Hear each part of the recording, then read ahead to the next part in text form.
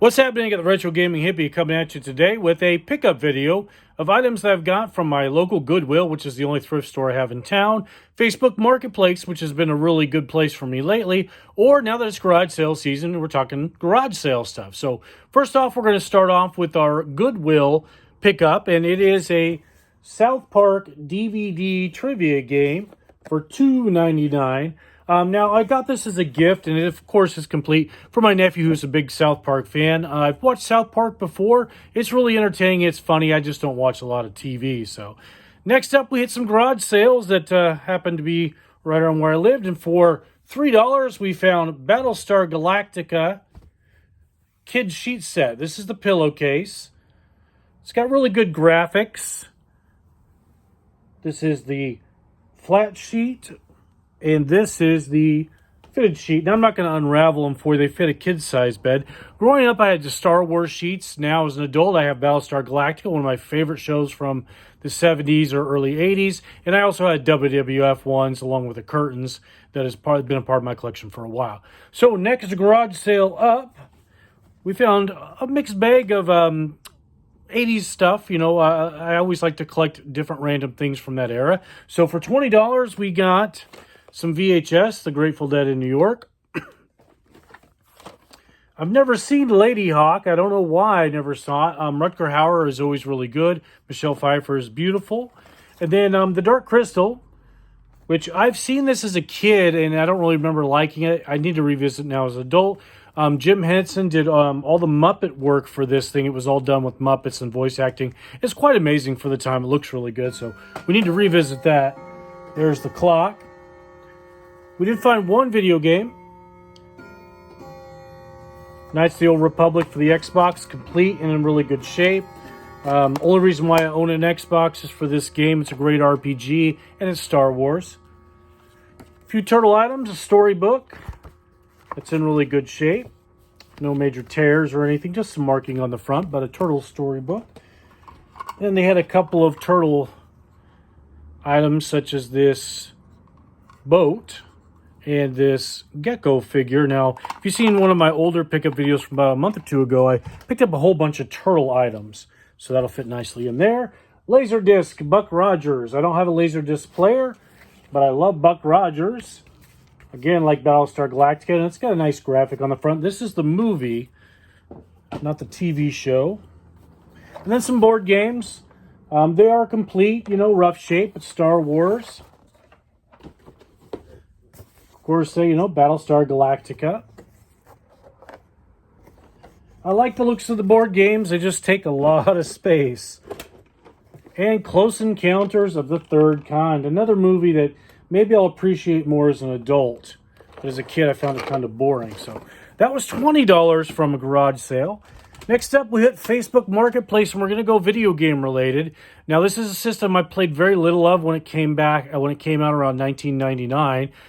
There was a game called Armada. I remember playing a lot. I've had it in my collection before, then I passed it along.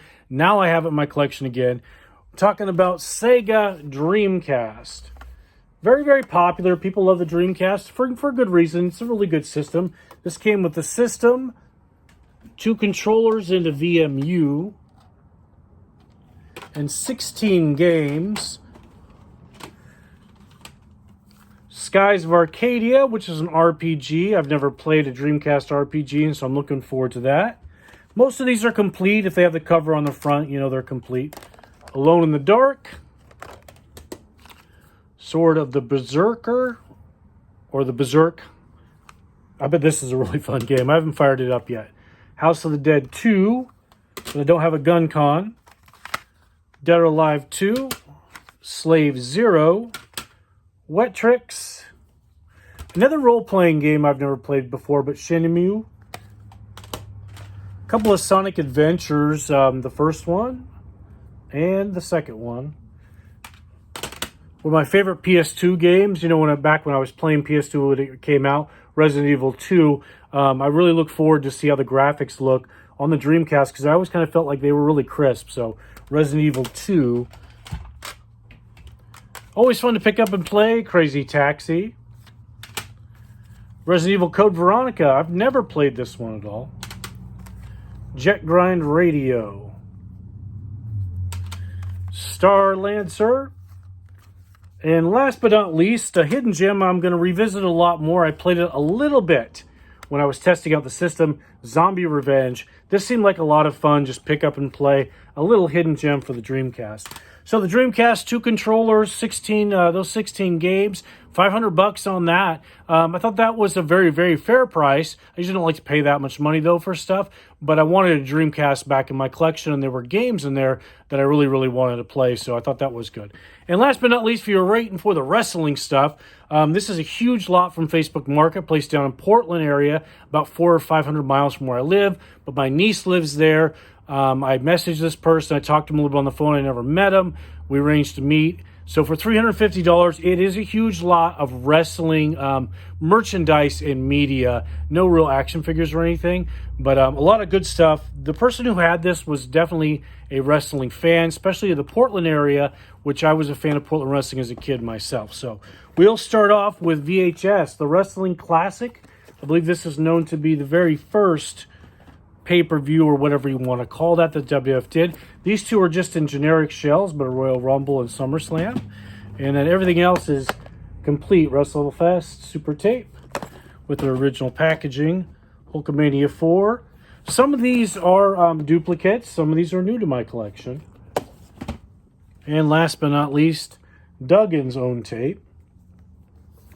And then we're going to move on to some magazines. I would say overall there is probably 150 WWF magazines ranging from the mid-'80s to the late 90s. I didn't go through and count them all, and they're in good shape just to look at. And then there's about 25 of these WCW magazines, which I won't go through those. I just thought I would show them to you because I didn't really know about these as much as I knew about WWF magazines, but it made sense they would make them. I know they were a true wrestling fan because they saved a bunch of ticket stubs for WWF events that they went to in Portland. That's what all of these are. That's pretty cool. When you want to send a card, send the best. Send the Bushwhackers, Butch and Luke envelopes. This was stuff you would get from WWF Fan Club, which this person was a part of because I have certificates that say, hey, you're part of the WWF Fan Club for many years. I met Butch and Luke when I was deployed to Saudi Arabia. Some wrestlers came through and put on a show, and they were part of that team. And, well, Saudi's a very small, contained base, and so I got to intermix and meet them there. That was pretty cool. A little WWF Kids watch, very cheaply made plastic watch. It needs a battery, but I'm pretty sure it's going to work just fine. More funky merchandise, some buttons, some Hulkamania, LOD, Jake the Snake, and the Bushwhackers again. Bunch of stickers. Some of these have been used. None of them are sealed, but that's fine by me. I love to stick things on sticker stuff. 1 through 5 of the Battlemania comic book, which was a collaboration between Valiant Comics and the WWF. I have issue number 1 in my collection already, but I've never really read it. And we got a little stack of coloring books here. You got the Road Warriors, not 1, but 2, Ultimate Warrior, and of course 2 Hulksters. These are in good shape, and they haven't been colored, and they'll sit nicely with my Tom Peterson wrestling coloring book. One of the coolest items, and I am now a WWF World Heavyweight Champion replica belt from LJN in the 90s. They made this. The box is pretty, beat up, but it's not too bad. But the belt itself, I don't think, has ever been out. And then they have these binders. This one's filled up with WWF magazines, along, like I said, with a whole bunch of loose ones on top of it. This binder, they use some really cool stickers like I would to decorate it. And it's full of programs that you would get, or pictures. This is the pictures. Pictures you'd get from the fan club or maybe Toys R Us. But there is a ton of these pictures in that scrapbook. That's what one of the loose pictures looks like there. A Dusty Rhodes folder. Beat up, but it's not in too bad a shape. And this is the one I was talking about with programs that were probably from the events that they saved those ticket stubs for. So this binder is full of programs. And then hitting a little closer to the Portland wrestling that I was talking about for me, which is a really niche group. WrestleMedia, which was published in 1986, and it highlighted the Nature Boy Ric Flair defending against Billy Jack Haynes, or Billy Jerk Haynes, as Bobby Heenan liked to call him. A whole big stack of these Portland Wrestling, or I think it's actually called Championship Wrestling USA, but it highlighted Portland Wrestling, little programs and guides,